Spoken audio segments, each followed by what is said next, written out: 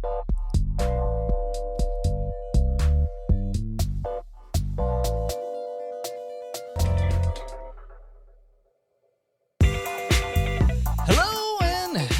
and welcome to Always More Nerd, where we take a break from the infinite possibilities to talk about the news, reviews, and previews of all things comic books, sci-fi, fantasy, and anything deemed nerdy.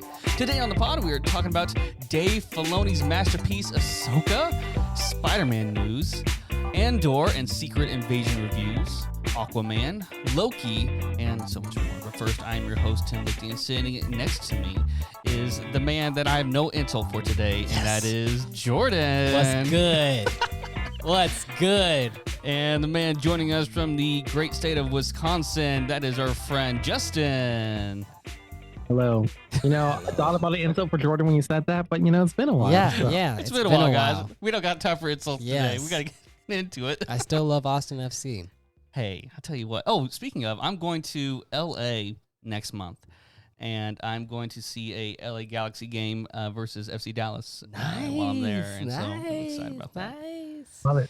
I wish I could afford to go see Messi, but I can't. No one can afford it. No one got time for that. I'm not a Kardashian.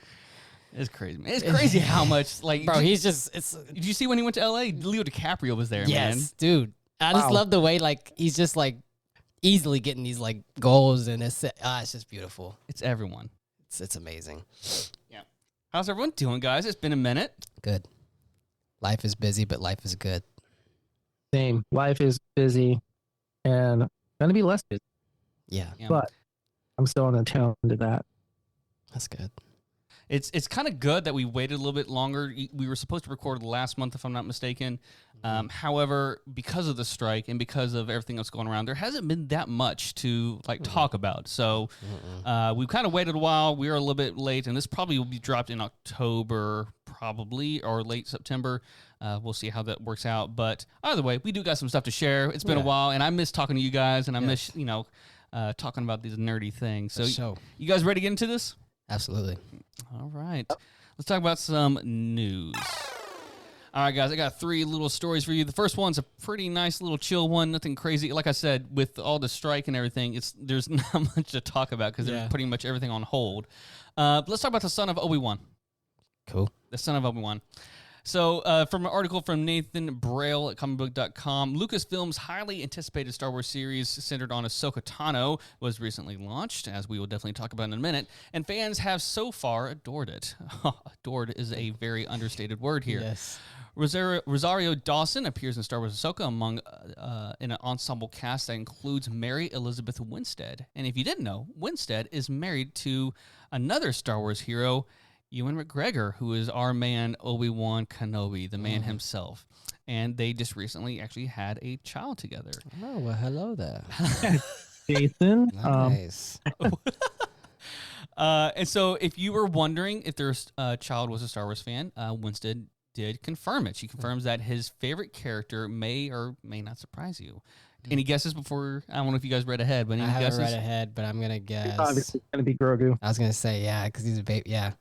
All right, here's a quote. Yeah, here's a quote from Winstead. I remember coming in with a little newborn boy. Winston told Entertainment Weekly, once he was ready to be out in the world, that was one of the first places he ever went to, the Obi-Wan set. Oh, how cool. So he was definitely becoming familiar with Star Wars world, even if he doesn't fully understand it yet. He's got Star Wars friends all over the place, like Grogu dolls everywhere that he's obsessed with. It's been a part of our lives for a while now. In terms of our son's favorite toys, he's got his Grogu. He's got Lola from the Obi-Wan series. There's a lot of Dadas around various different eras of Obi-Wan. If he sees any sort of Obi-Wan figure around, that's Dada. That's when that's what he knows as it right now. The Star Wars Ahsoka star added. So cute little story. That is a nice story. It's like it truly is. I totally forgot that she was married to him, and so when the series came, I was like, oh, it's a Star Wars family. I didn't even know he was married. That's how I'm reading that. Yeah, I did not know that. Wow. I did know that they were married because at one point I had a delusion that I had a chance with her, and man, wow. I grew up. Do we all remember her in Scott Pilgrim versus the World? Absolutely. I have not watched. Yes, I have. Oh my god! It took me a second. It took me a second to realize. My mind went to Parks and Rec when you said that. I don't know why it did. It's been a day, I guess, for me. Yeah, I do remember her.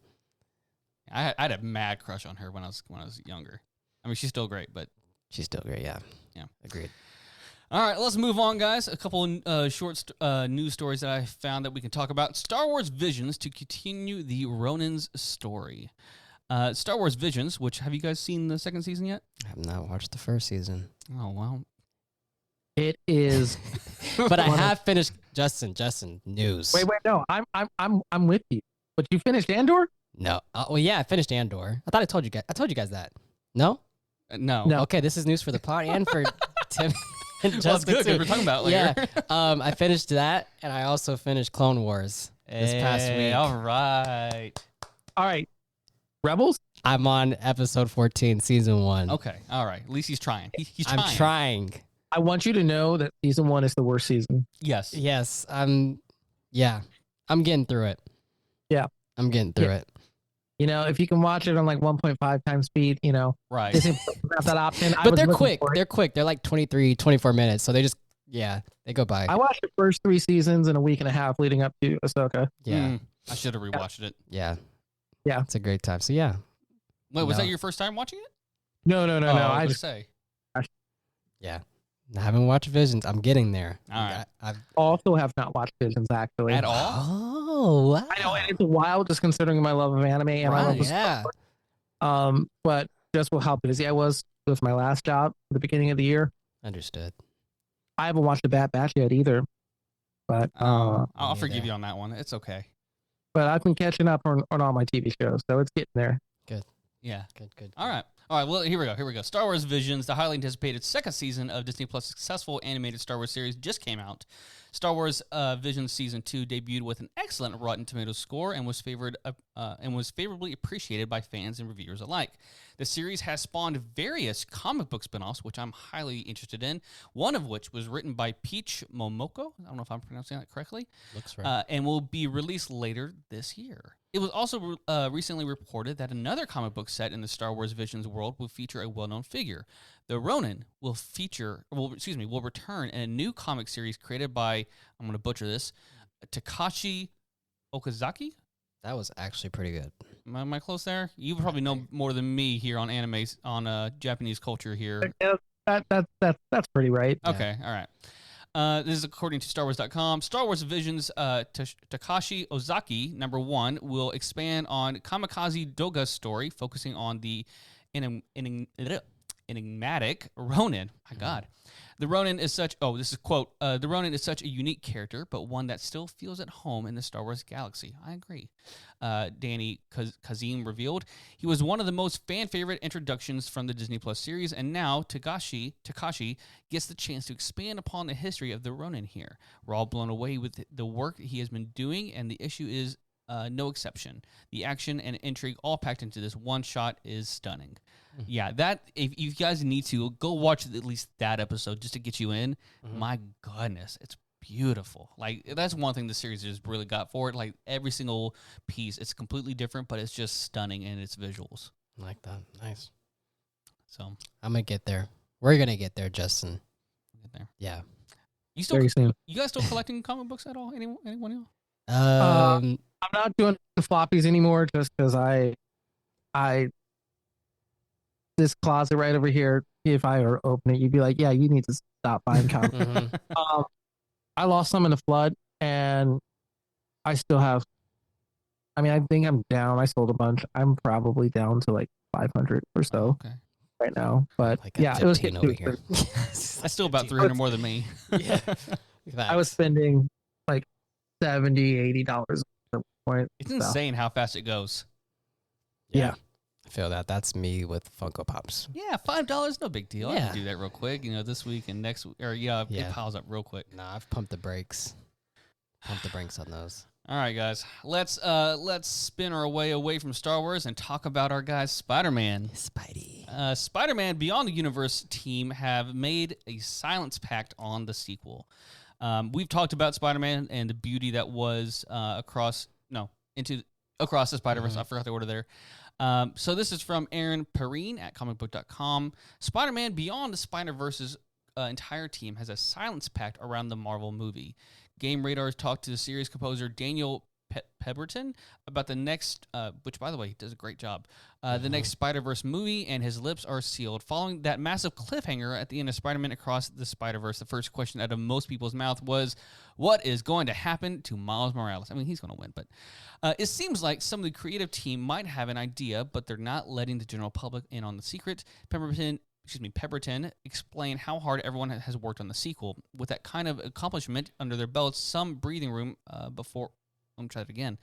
With that kind of accomplishment under their belts, some breathing room before hopping back in is understandable. Quote, don't talk about it, Pemberton chuckled with an outlet. Everyone in this film, there's a sort of pact. No one will talk about the next film because we're all still in recovery from the second one, which is really why I want to share this. Yeah. As for now, Spider-Man Beyond the Spider-Verse is delayed indefinitely, but the movie will release at some point. With the writers and actors strikes going on and a 2024 release date seems more improbable by the day, the last movie was an immediate crowd pleaser, so fans are willing to be more patient until the wait is done. Yeah, I agree. I think they should have been taking their time anyways with it, but... Yes. Anyone surprised here by all this going on? Not surprised based on if those, animators, I don't think there were rumors. Was that like official? Like the whole animators getting like overworked and not having, Well, they had some press conferences about it. Yeah, so with all that going on, I'm hoping the team gets some grace. They should. They deserve it. I just hope it stays under wraps. I hope nobody says anything. I mean, I think it's great to say that and like put that out, but leaks are gonna happen. I won't know. I don't see the leaks, man. Yeah, I've blocked every single leaking subreddit that has popped up. Yeah, I can't. I don't even get on Reddit anymore. I can't. I gotta stay off. Yeah. Well, guys, that's pretty much all we had. I mean, everything else has already been announced as far as delays that we talked about last time. There's not much change that's happened in the last couple months. So with that being said, I think we're going to move on and kind of just talk about some reviews of shows and whatnot we've been into. So you guys good with that? Yes, sir. All right, guys. We'll be right back to talk about some reviews.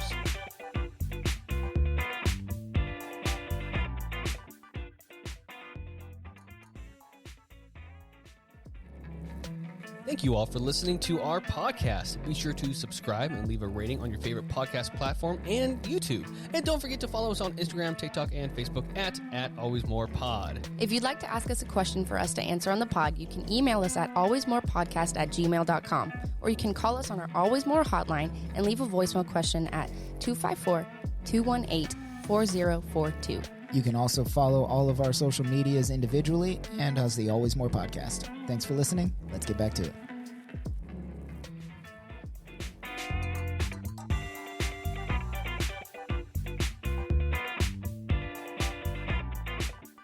We are back to talk about some reviews.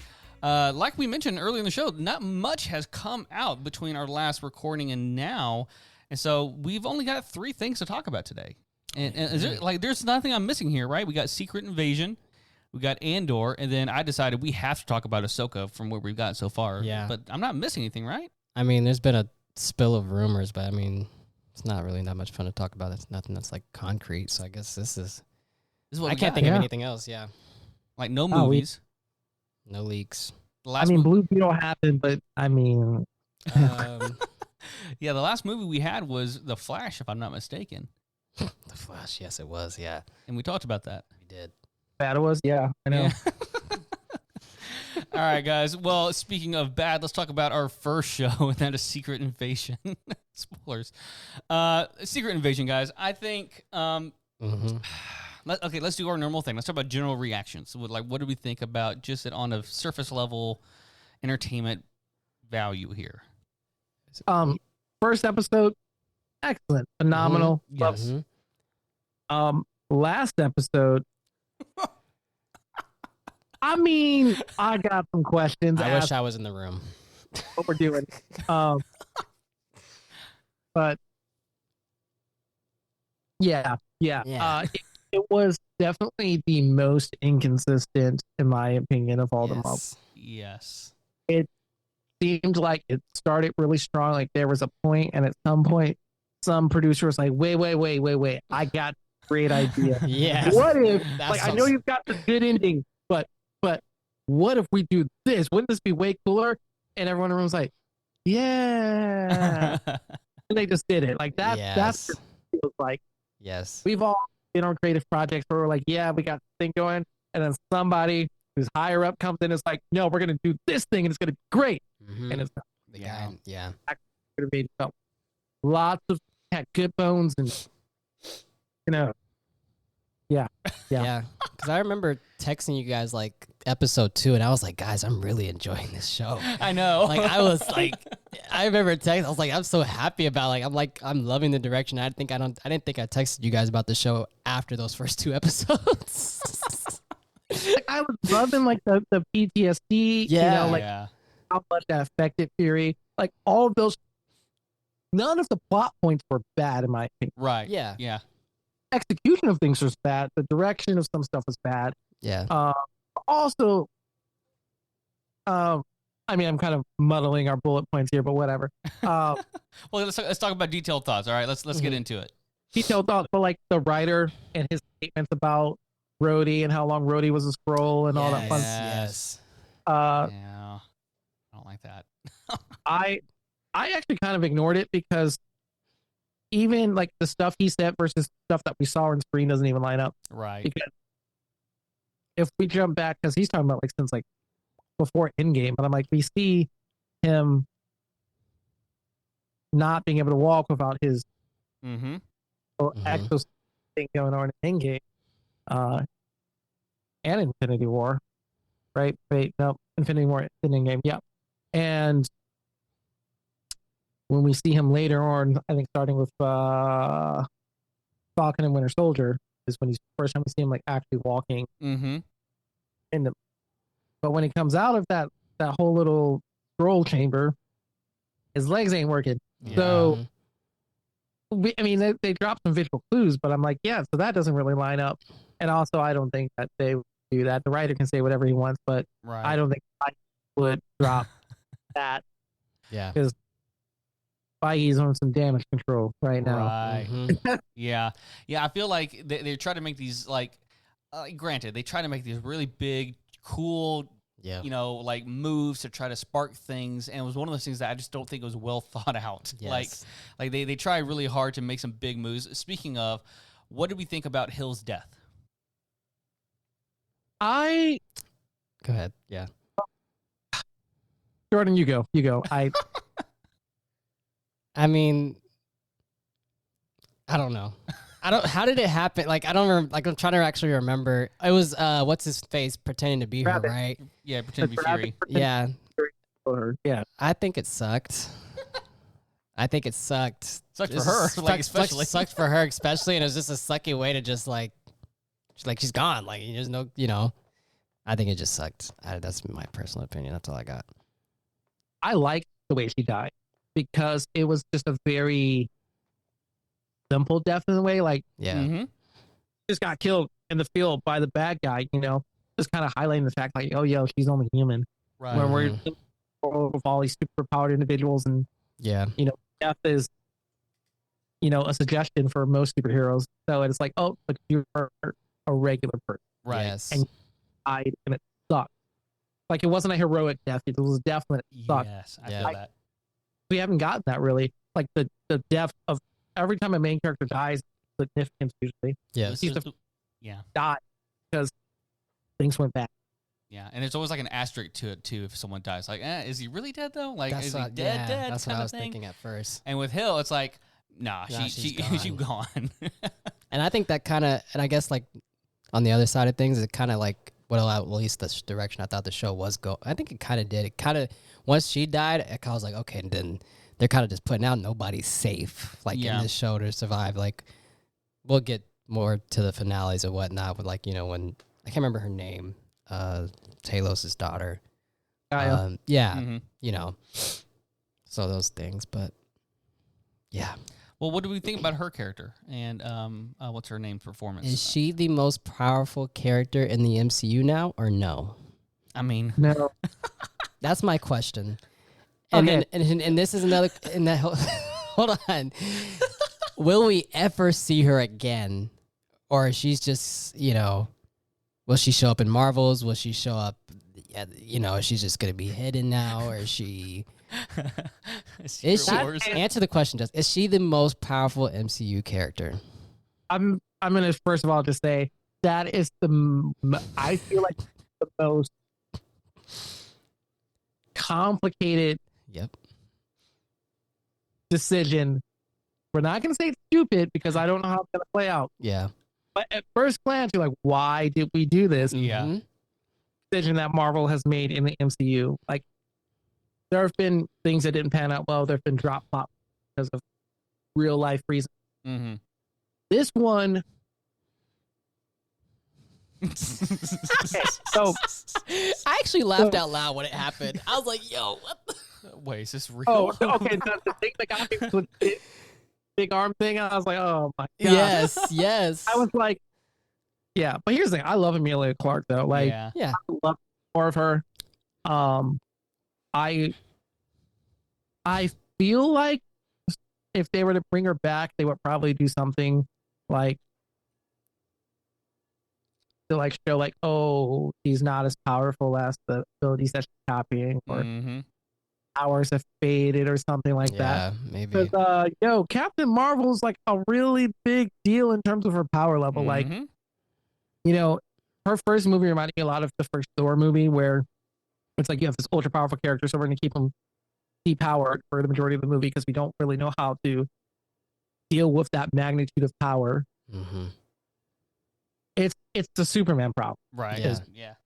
Why you always get these bad Superman movies, because it's always a Kryptonian or something, or kryptonite, because it's hard to write an enemy for someone who can just do Step on you. yeah. But like that, like, oh yeah, it's like practically invincible. Like, how do you deal with it? Yeah. And in the MCU cosmic stuff, that power level scales a lot better. Yeah. But her floating around on Earth, man, it's like, yo, she could. Mm-hmm. What are the Avengers going to do? Right. Like, What? Yeah. Thor is your only hope, and Thor is off being, playing Whatever. dad. Yeah. Yeah. So it's like you don't have anybody else on Earth who's reasonably. Nobody. I mean, some of the Eternals who are still floating around, but I think they're all in space. Right. Mm-hmm. Yeah. I mean, I'm sure there's other people on Earth, but but in the grand scheme of things, like, she's like the most powerful being on There's Earth. nothing you can do. Yeah, I know Kevin is obviously involved in all this, and I know he was executive producer, but I feel like lately, as of late, he's been kind of stepping back a little bit, and maybe for good reasons, but or with good intentions, I should say, of like trying to give writers more room. But at the same time, it's like things like this, I think, should be like double checked. Like, let's can we talk about this? Like maybe what's the big picture of this? Yeah. Like, are we just gonna plan to forget about like you said, these plot drops we've been having and even things? even the roadie thing, like obviously like that is kind of something that kind of shakes up a little bit, like what we understand the MCU timeline to be, or where we kind of see people at, and so I think there's some things here and in other movies lately that just haven't been as well thought out. Right. I don't think the roadie one's a problem. Like, if we ignore everything that the writer said, because who cares about that guy? I think it's fine. I think it's something that will play out further down the line, because we've got the new Captain America movie coming up, which is really going to pick up, speaking of the finale, the way the president reacted to aliens. I think Oh, I think yeah. World Order. Yeah, that's right. Yeah. I think that's the big important part of the show. It's going to set the tone for things moving forward. Kind of like in the same way that things were following the comic book Secret Invasion. Whole book with Spider-Woman hunting down Skrulls and basically killing the ship, and had her life taken from her by the Skrull Queen. But yeah, I mean, I think that it's set up a lot of good stuff, and I think that we can get a lot of good stuff out of it. I'm hoping it's some really good stuff for the Captain America movie, because I'm sure we will see Rhodey. Yeah. We're going to have a new president, which Mm-hmm. was interesting, because Fury's like, oh, that's like some real one-term president shit. Yeah, because I think we know that, Harrison Ford's going to be president as Thunderbolt Ross, which is Crazy. Yes. I'm hoping that moving forward, we just had a lot of content, and they said they're slowing it. how. And I think that we're going to still probably see effects of that. You know, we got shows like Echo coming out. Is it though? They have said I'm zero not- things about I forgot it. about that show. Does it come out this year? No, they don't have a release date anymore, right? I don't know. Good heavens. I'll Google that while I'm talking. But like, who really cares about Echo? But to be fair, though, January. January, okay. I said the same thing about Andor, and I care a lot about Andor.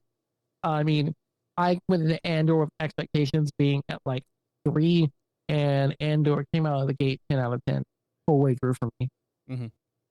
I think. I mean, they'll surprise me, but Right. So, okay, here's the last question, and we can wrap up Secret Invasion because I think we've given it too much more time than it deserves. Was it too big of an event for the scale that they presented in this show? Like, as far as like the comic book background and everything, do we feel like they tried to put too much and too little?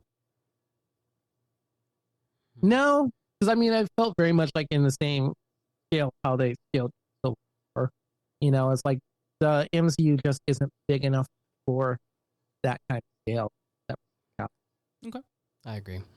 All right, fair enough. Ditto.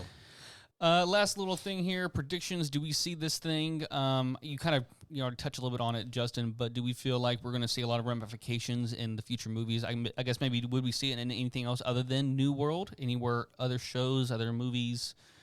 Any predictions on that? What's that one? Maybe movie? in the Marvels, since it's directly after he's still a sword. Maybe Armored. Was it Armor Wars? Is that what it called? Mhm. No, yeah, The maybe Armor there. Wars, Yeah, those two movies. that means we're gonna have real Rhodey back, who's probably dealing with the ramifications of his time away, playing catch up, and probably hunting down Stark armor. Yeah. Going for risk. Mhm. Probably gonna involve the power broke. Oh, yeah. That's why Beth gets that technology gets out there, but And I hope they have a good writer. I need to look up who's writing that because that would be a fun piece of story to have with Rhodey there. That would be really good. Yeah. Final rating. What are we rating this out of 10? 6. Mhm. Prior to the last 2 episodes, I would have given it like a high 7, if not maybe an 8. Last 2 really dropped it down to a 6. I agree with you guys. For sure. Yeah. All right. Well, moving along, guys, we're getting out of the MCU and we're moving on to the galaxy far, far away. Let's talk about what Justin here teased just a second ago. Let's talk about Andor, guys. Unlike you, Justin, I had high expectations. I knew the writers of this show. I did until the second. I forgot their names, but I was really excited about because it just gave me Rogue One vibes. I know it's obvious to say that, but like it just felt like I got a good feeling about this. Complete opposite of Han Solo or Han. Solo. Yeah. But going into it, I was like, I know the actor, I know they're really well, and I like the supporting cast. And so my general reaction to this show was I was blown away by just how good it turned out being. I was seriously comparing it to other shows like Breaking Bad and Better Call Saul and all these other ones I was watching, and I was just highly impressed.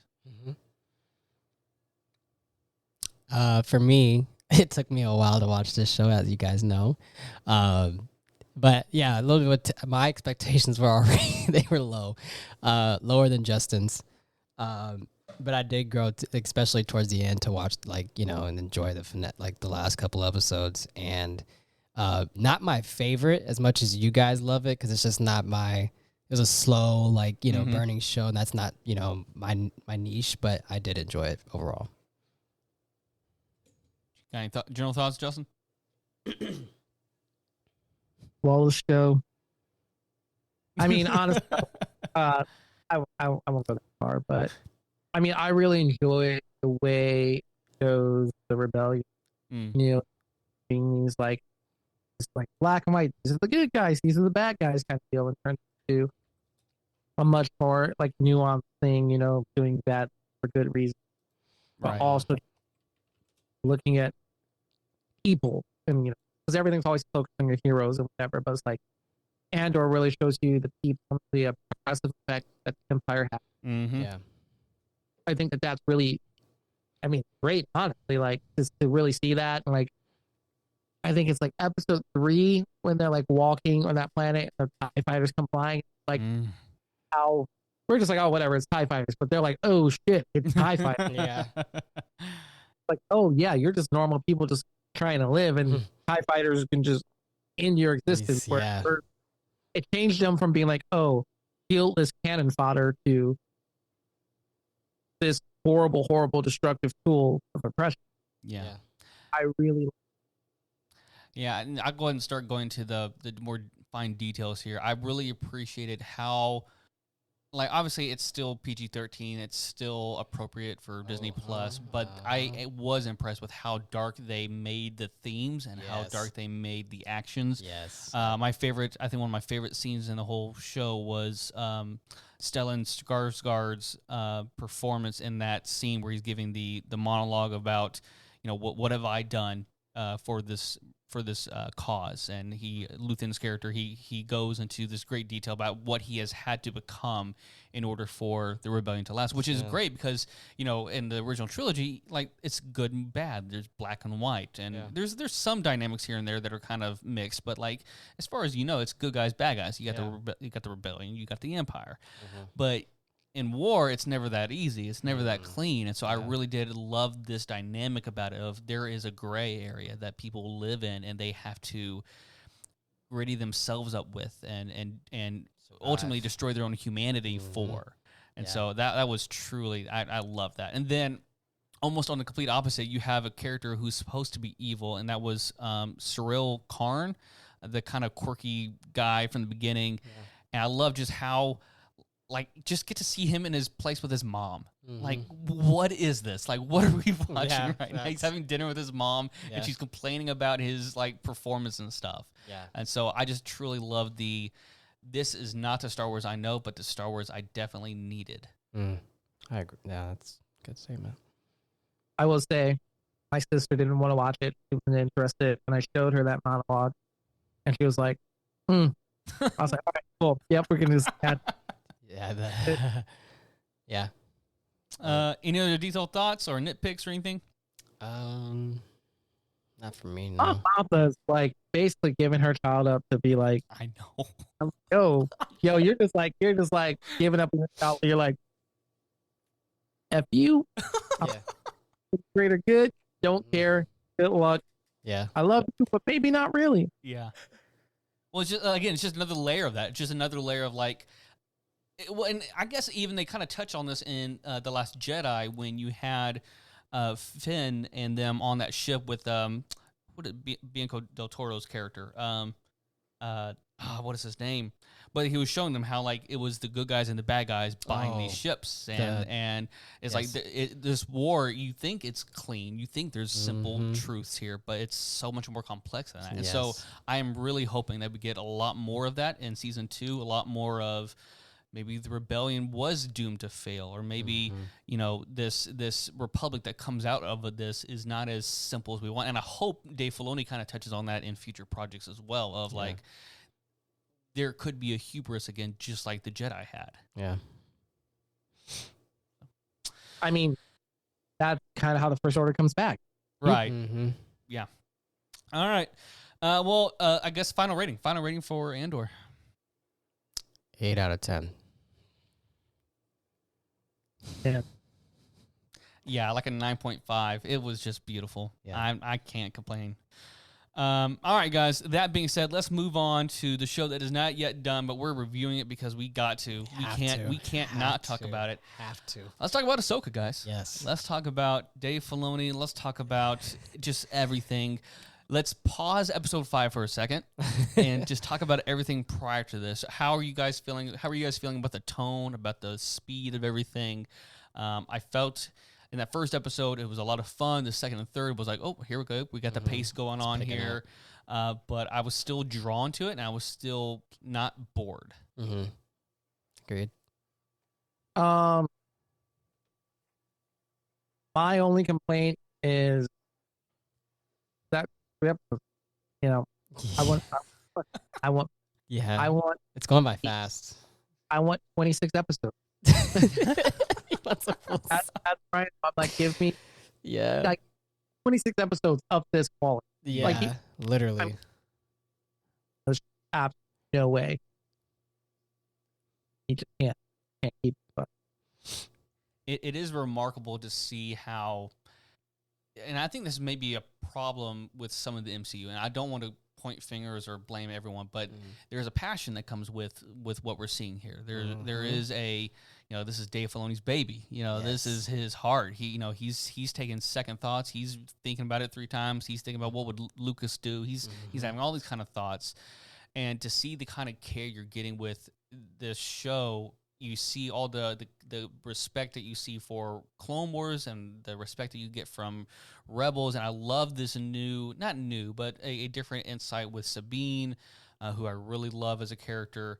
Yeah. I truly am just inspired by how Filoni's getting so detailed with something that normal Star Wars people may not be accustomed to, and now they're getting it. It's like, if you watched Clone Wars and Rebels, you see that with Filoni, but now you're getting it in live action, and it's just great. It's amazing. It's amazing. Okay, so let's talk about it. Episode 5. Episode 5.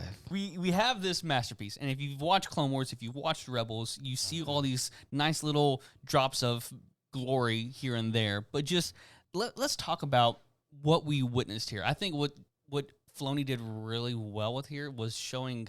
One of the things that I took away from it was, and I think I saw this from another creator, was like, these guys were kids. Like, Ahsoka was a child warrior. Yeah.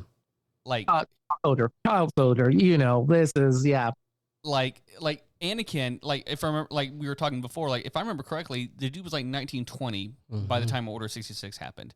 So the dude was a general in the Clone Wars in his late teens. Yes. It's just wild to me to think about it, because like you're watching Clone Wars and Rebels, like, oh, this is so great, this is fun, and there's some dark themes here and there, but it's like, this is so cute. Yes. And you're like, oh, this child is killing people, literally left and right. Yeah, Left it looks and like he was 22. Okay, 22. still young, Really young. Oh, yeah, that's young.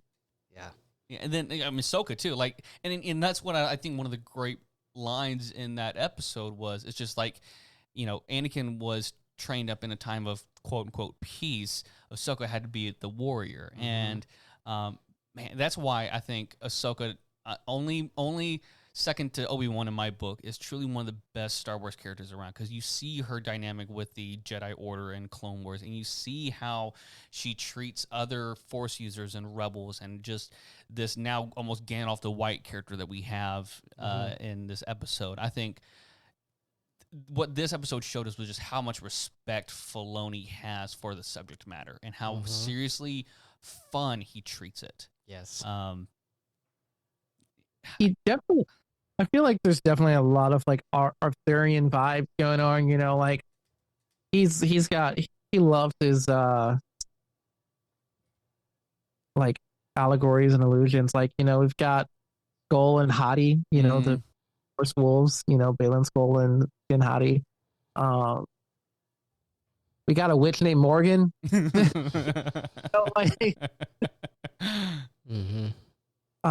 got a knight named Merrick, sort of, who's dead. Yeah, I don't know. I'm just really loving all of it. I've been having a lot of fun. It's really fleshing out how the world is post Return of the Jedi, Yeah. People trying to understand like how they're still like Empire sympathizers. You see it from the perspective of the good guys. And people are like, hey, we were better off in this environment. We were making money. It was good for us, and now it's not. Right. Yeah. What did you guys think about so we've all seen Clone Wars. What did you guys think about just the flashback scenes? We saw Rex, we saw the Siege of Mandalore, which my God, I could watch an entire series. Just make a movie about it, Siege please. of Mandalore. Literally, I don't know, they couldn't, but I would love it. Yeah, but my gosh. What do we feel about the detail that they both gave and some of the detail I think they deliberately hid? For a detail they gave, which was one of my favorite parts, is when they were there, on Mandalore, and everything that was going on. When she was just staring off into the distance, and he was like, "Oh, this is what this is about." Like, you know, kind of hinting at where he's heading towards. And I think it was like a very chilling moment to like, while he's walking away, I was telling you, as he's walking away as Anakin, and then it flashes to Darth Vader, which is like a really like chilling moment, you know, in the direction of, you know, what happens next, like real time, and then what's happening as we're progressing in this episode. So I thought that was a really cool detail. Yeah. You got anything, Justin? I have a lot of thoughts. I'm trying to figure out how to organize them. It's a lot. Well, let me say one more thing here while you're organizing this. I want to appreciate too Filoni, not just for like what he gave us in this episode, but for the matter of fact that were it not for Clone Wars, I think just there's a different appreciation for Anakin and for, you know, how he, like in the movies, like it's fine, like he changes, there's a reason for it, but in the show it really gives you a like, okay, I get why he like why this happened, how this happened. And I think what this is reflecting in this episode is war and tragedy and live or die. Right. That's and, you the know, whole there's thing, death everywhere. You know, of course something tragic is going to happen. And so yeah. I don't know how else we go with that. Justin, take it away, brother. Yeah, I know you got something. Yeah. Oh, I got a lot. That's why I was trying to like slim it down. I mean, I'm going to back up. I'm going to get back to the Anakin related stuff, but just a few things of note. Gosh, like her name from Theme. I'm really enjoying her character arc thus far. Yeah. I know, like, you know, like some people, like I was watching with my sister and she had issues with like her giving up the map, you know, but I'm like, she's a Mandalorian. She's smart. She thinks Ahsoka just got potentially murdered, you know.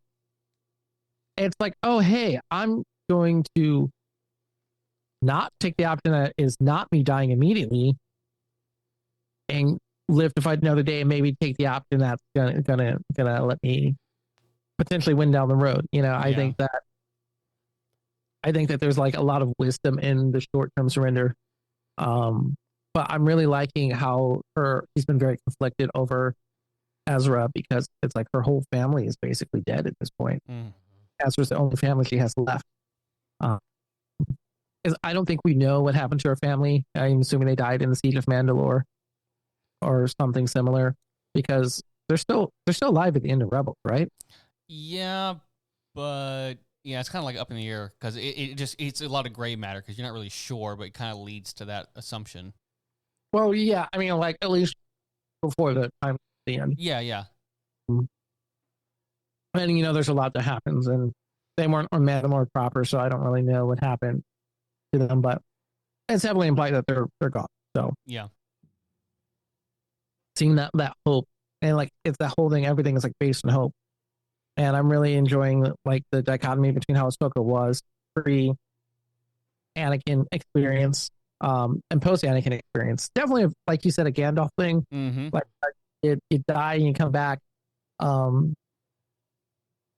But for her, it was definitely very much a moment of like addressing her trauma and dealing with her trauma, because she'd become so closed off from all of her emotions in this effort to prevent herself from turning out like Anakin.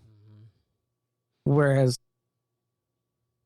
she's seeing that those emotions and those attachments are things that she actually needs, just in a healthier way. Because it's, in my opinion, that's the same reason why she turned away from Sabine and like abandoned her. You know, she walked away because she was like, Sabine wasn't adhering to the very rigid way that Ahsoka was allowing things to be.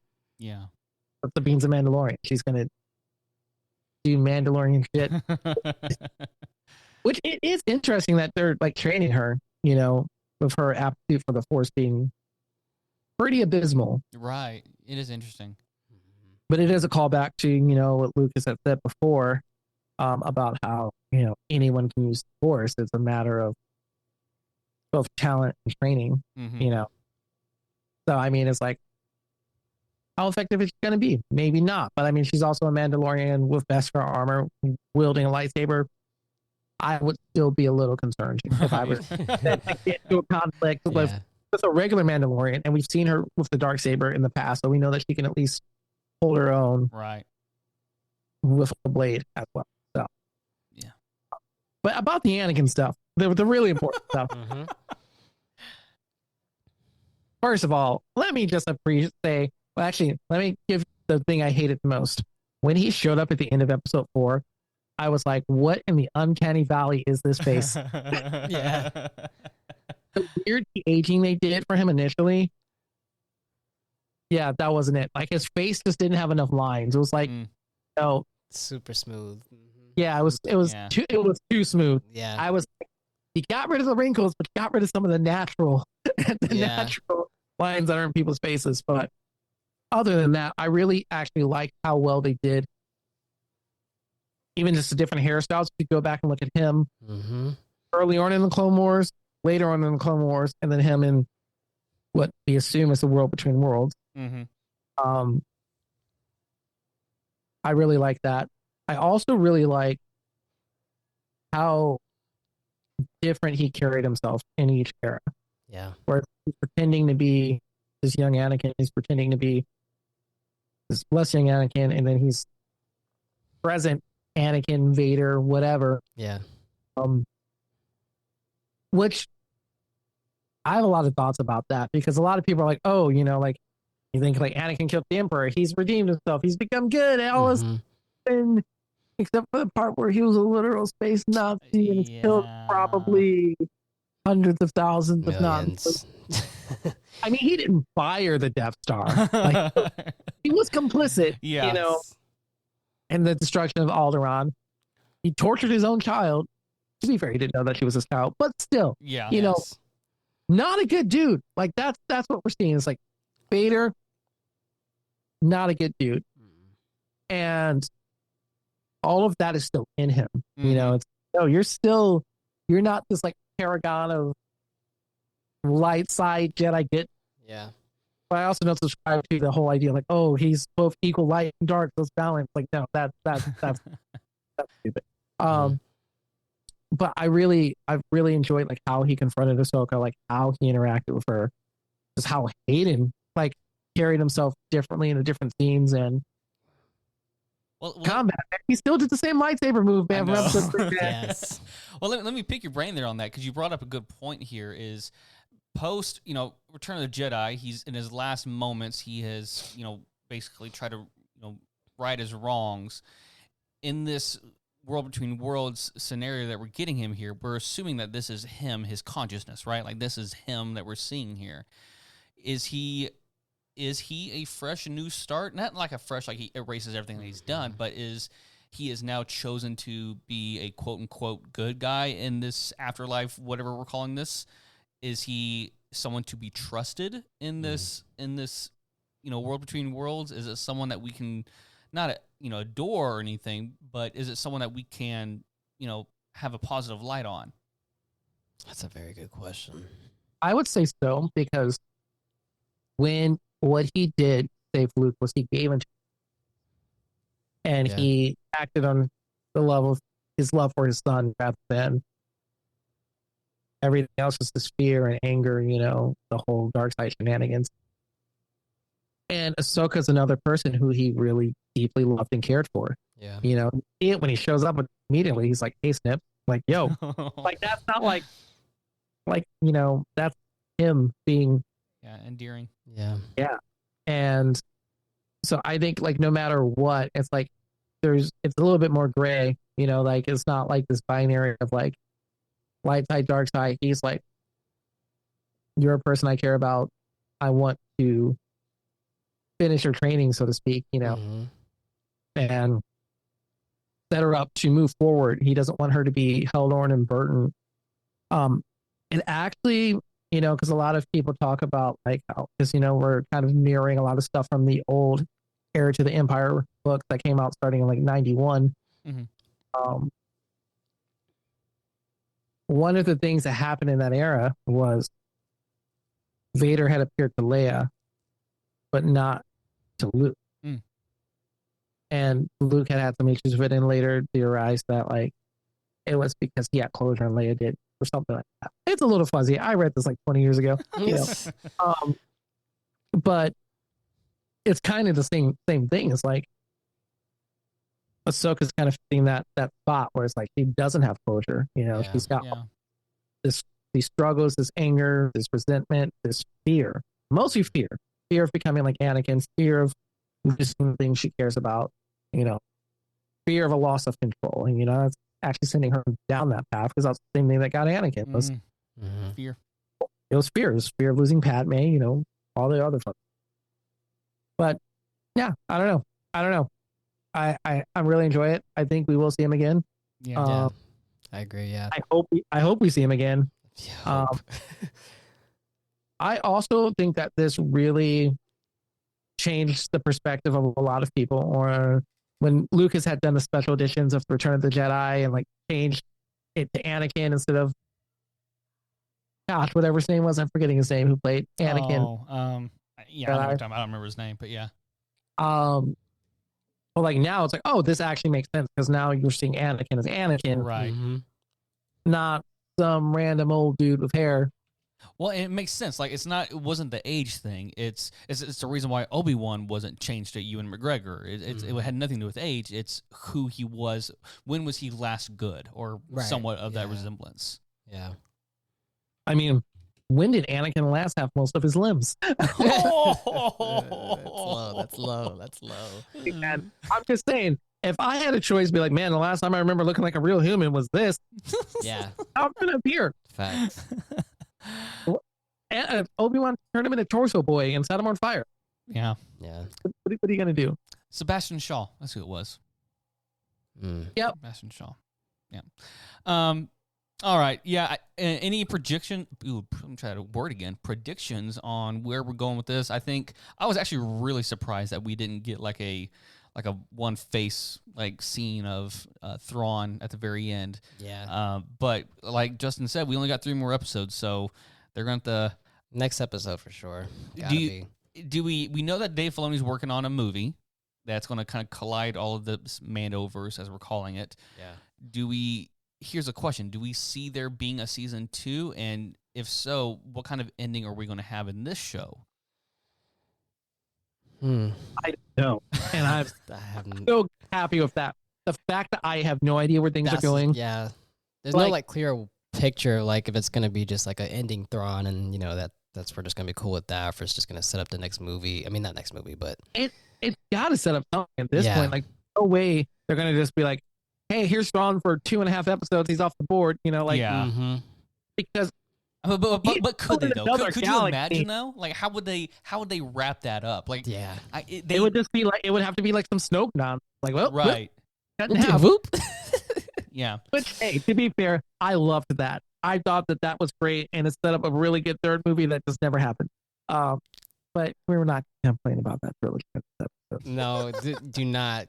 No, well, no. It was, and here's where I could be excited for where this could potentially go. Is if Ahsoka season 2 is essentially us versus Thrawn, then I'm down for it. Like let's have a series about it. How is this going to happen? Because you don't get a lot of information about the time between Return of the Jedi and Force Awakens. So this could be a fleshing out that I wouldn't mind that they kind of, even made some movies about. Like I'm okay with that if they want to flesh it out.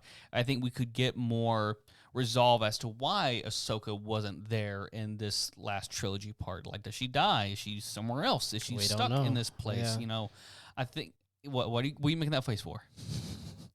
I mean, I do just want to like say like the thing that is really hard to remember in Star Wars is the galaxy is huge. Like, like hell. It's like people are like, it's funny because people be like, oh man, we're like all these Jedi survived. It's like diminishing, you know, the impact of Order 66. I'm like, man, if 100 Jedi survive Order 66, that's still it's nothing. That's nothing. It's a speck. Like 1%. Yeah. Order 66 would have been 99% effective if 100 Jedi survive. Yeah.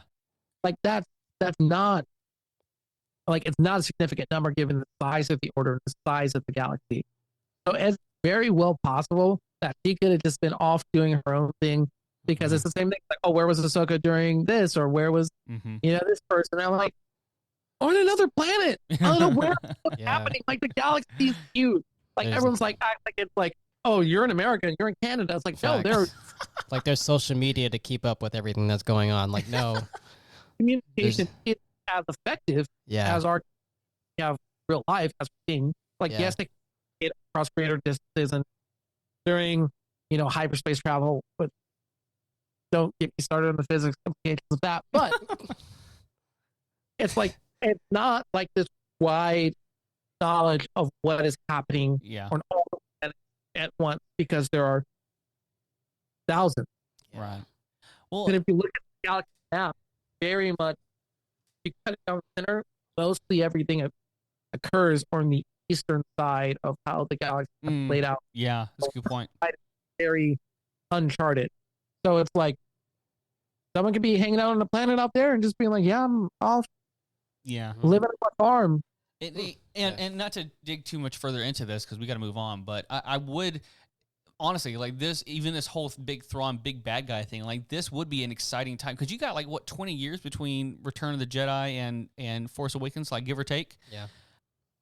Like what 15, 20, something around there. Like Rey is young, like I don't know. I think it's like 30.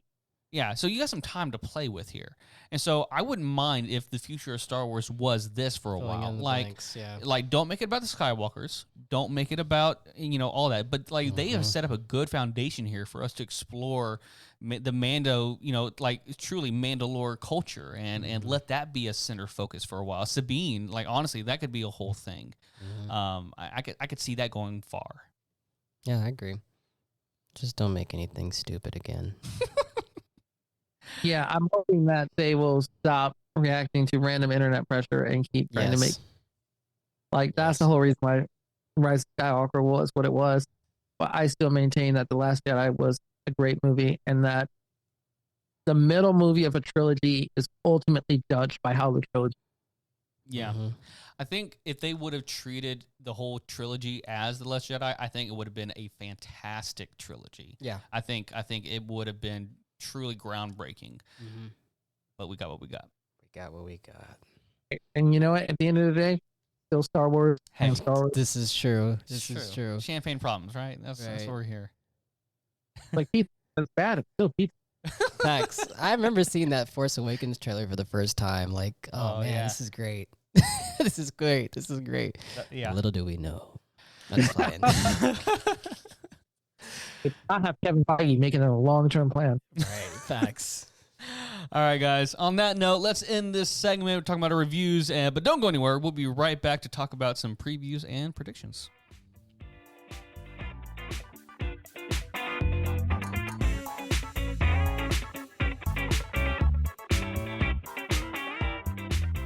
All right, everybody. We're back.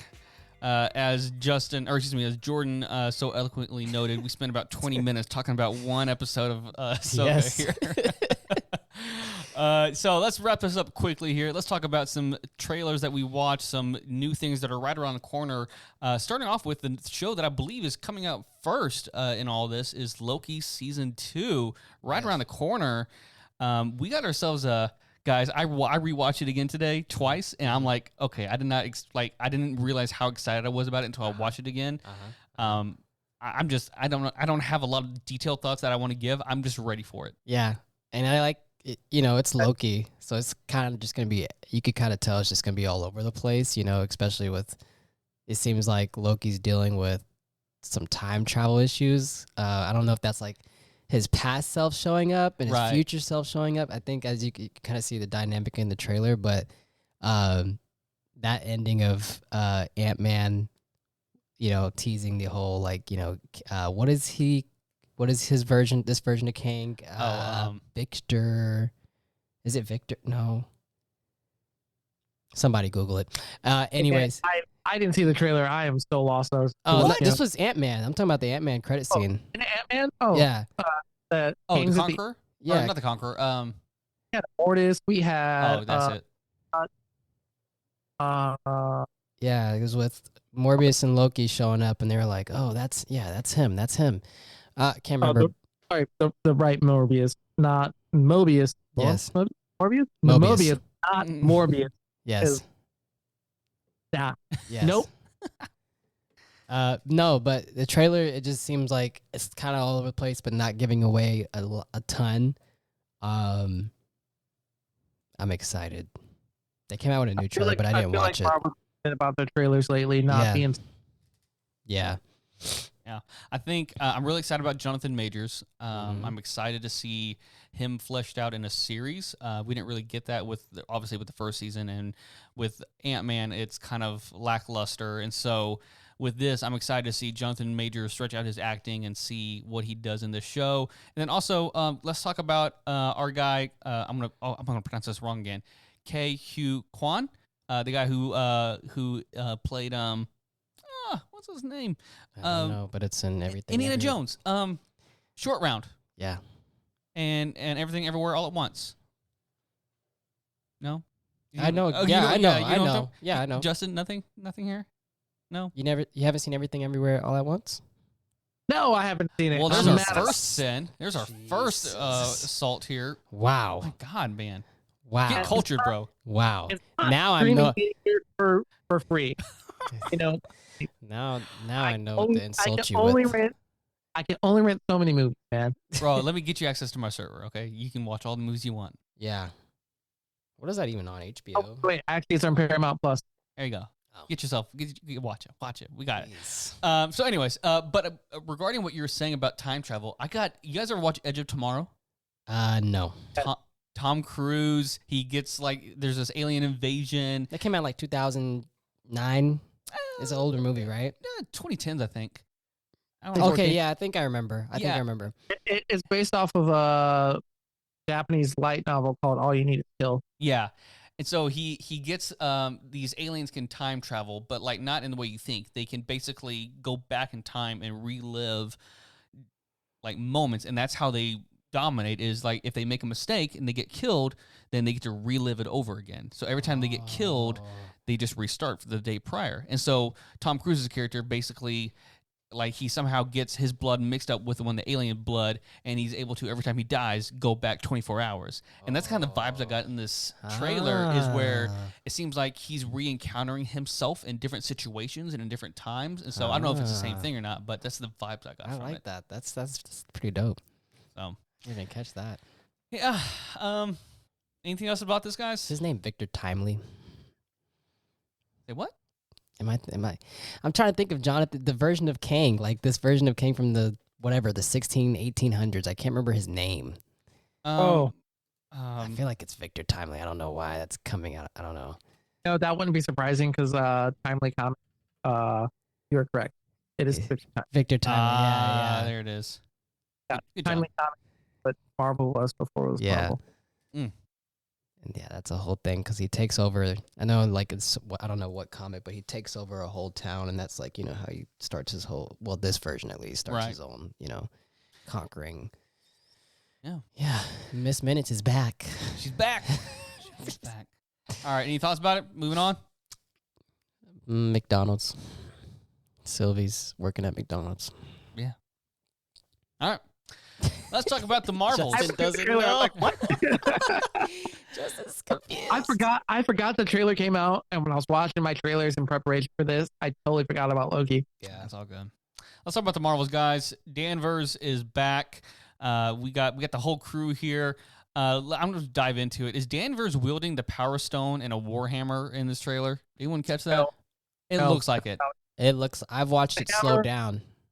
The hammer is it's the same kind of hammer that Ronan the That's accuser what I'm had. talking about. Yeah, but all the accusers have it. Oh, okay. So it's not just special to him. Oh, okay. Yeah. So gosh, I forget what the hammer's called. Because in the comic, Carol has a sister who's a Kree. Carol is half human, half Kree, which is why things worked out the way they did. So for accident. And he has and she has the same kind of weapon. Okay. But the whole comic Marvel stuff is, and that's wow. There's a whole lot going on. Well, that's my point here, because the villain of this movie is Dar-Benn. That's what it's called. The The what? universal weapon. Called the universal weapon. Got it. So the villain of this movie, Dar-Benn, originally in the comics, it's a dude. But obviously here, do you feel like maybe they're twisting up the story again, and this is going to be her sister. No. No, you don't No, see no. it? Come on, they've done crazier things. They have. Yeah, that's been crazy, but not. I don't see it happening. I feel like honestly, I feel like her sister was probably introduced too recently in the comics that made it into this movie. Okay. I might be wrong on my timelines because time is weird at this age. Yeah. All right. I don't know. I'm not that super excited about this movie. No? I'm not. Justin, how about you? Oh, I'm very excited about it. It looks fun. First of all, It looks fun. That was my thought too. Yeah. give me more Miss Marvel. With Yes. Iman Vellani. She's great. Yeah. I love her. I can't wait to see she her act- dynamic. He actually just co-wrote a Miss Marvel comic. Fun fact. Ooh, Cool. fancy. Because in the comics they killed Miss Marvel and they revived her as a mutant. You know, why not? She's a mutant hybrid. It's a whole thing. It literally just happened like last month. But so she wrote a comic, which was That's dope. but yeah, no, I'm excited for more of her. Monica Rambeau is one of my favorite comic book Yeah, characters. she's dope. I'm excited about her. Yeah. I'm hoping that we get some new characters who we haven't seen yet. I'd love to see. I want Blue Marvel. That's what I want. I want Blue Marvel. Go in movie the Marvels. Give me Blue Marvel. You know, it is surprising that they haven't really touched on like space Marvel yet, like as much as like Guardians kind of does, but like they could flesh out a whole phase of Marvel with out there, Yeah, like they they could. could. True. I mean, they did use Spy Lavelle at the end of the Marvels, They did. who is the many people to have a Marvel title. She's the son of Marvel, the original Yeah. Captain comics. And then there's Janice Bell, she's the daughter. Sorry, Janice Bell is the son. You know, there's all these other Marvels. There's Novar, alternate reality Captain Marvel, and it's a lot. There's a lot. And then he's his other son, who's half Skrull, half Kree, who's the emperor of both empires. And yeah, it's damage. Indeed. All right, guys. Any other final thoughts before we move forward? No, sir. All right, let's wrap this up with our last little trailer here, and that is about our guy Aquaman. Jason Momoa is back. He is the king of Atlantis. He's a father. And he's a father. Who's the mother? What's her name? Are we actually expecting that? Are we because we know that she's not going to be in this film very much. I saw it. She was in one shot of the trailer. It's all. consistently Mera in the comic, you know. So I mean, that's kind of what I assume. I also never saw the first Aquaman, so My man, bro. Wow. What are we doing here? Wow. you know my feelings on the DCU. Aquaman was worthy. Yeah, it was pretty good. I think I have to say this trailer was very uninspiring. It's like this trailer was like, man, we know this universe is getting reset. We're just phoning it in. That's how I felt about the I trailer. did have that vibe. I'm excited to see Manta kind of fully fleshed out in this one, but other than that, I'm like, this is where it ends. This Let's is just get where it over with. Yeah. yeah, like this is where it ends. Let's go on now. Yeah. Let's move on. Yeah. Yeah, nothing else really about that. Yeah, there's that clip that you're talking about with Amber Heard. Like it looked like she was like banging on glass. Like, is this death? Is that how they Kills her. And then they probably imprisoned her people. Yeah, I don't know. Or even a thing in the movie. I don't even know. Right. it's true. Yeah. Well, guys, on that note, I got nothing else to say about Aquaman. Nothing. I will say that the those creatures from the deep, those look cool. They were cool in the comic. Will they be cool in the movie? Probably not. But hey, you know, I Yeah, think they they look cool. Yeah. Yeah. So Well, there is a chance. Well, what's the director's name? Is it James? Is it Wan or what's his name? Hold on, I'm gonna. James Wan. Yeah, I like him. I think he does really good stuff. So I'm not saying this is gonna be bad or anything. I think it's gonna be fun, kind of like the Marvels. I think it's gonna be what it is. But like I don't expect it to be a masterpiece. But I think it's gonna be a fun, cinema flick kind of thing. Yeah. Hey, you know what he directed that was a masterpiece though? Did he direct it? No, he didn't. What are you talking about? He produced Megan, the movie, the Little girl. I've never Little- watched it. It's fantastic. You're not the first. You know, I don't want to take the time to watch that movie, but you and many people have really told me like Rotten Tomatoes. What is the rating on that? I don't know. I think it was in the 90s. Megan? Yeah, and I was like, what? It's 93%. Yeah, I it- laughed at it when I watched the trailer in the theater. I did not think it was going to be good. I watched it at a friend's house, and I was Isn't that produced by what's his name? Jordan Peele's something house. I think they produced it, if I'm not wrong. Productions. Yeah. So that's cool. I forgot. There's one more thing we got to talk about. I don't know if you watched a trailer for this yet, Justin, but Gen V. Gen V. Haven't watched the trailer, but yes. It's coming. I am more 29th. intrigued by the trailer. Mm-hmm. I thought I would have been by the show, the premise. It looks like it'll be good. It looks like it might be like a one season thing. Yeah. Also, the thing that I really appreciate is that it's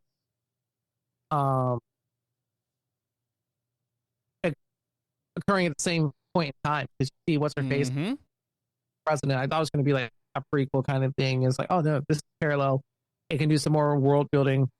Which Gen V, for the people who don't know, is in the Boys universe. Yeah. But yeah, no, I think it could be good. It could be good, or it might be like a CW level drama, and it'll be trash. No, No, don't say that. no, Dude.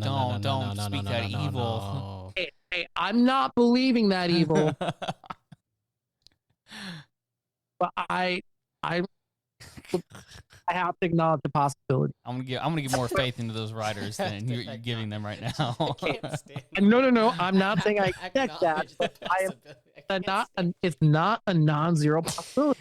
I love dramas, man. I know they're in college, so maybe they're not teenagers, late teens, early. But still, they got this soap opera, with lots of depth. Jesus. On that note, I think it's wise that we end this show before I start throwing something at Justin here. Guys, thank you all again for listening to this podcast. Guys, be sure to subscribe and leave a rating on your favorite podcast platform. And also, do not forget to follow us on Instagram, TikTok, Facebook at Always More Pod. Jordan, where can we find you, man? You can find me at Jordan CRTV everywhere. Justin, how about you, man? I am Justin's Theory, just about it. And you can find me on pretty much everything at Timothy Luchty. It's Liechcy. Thank you all again for listening and for being a part of the conversation. And remember, there's always more than this. Bye, everybody. Bye.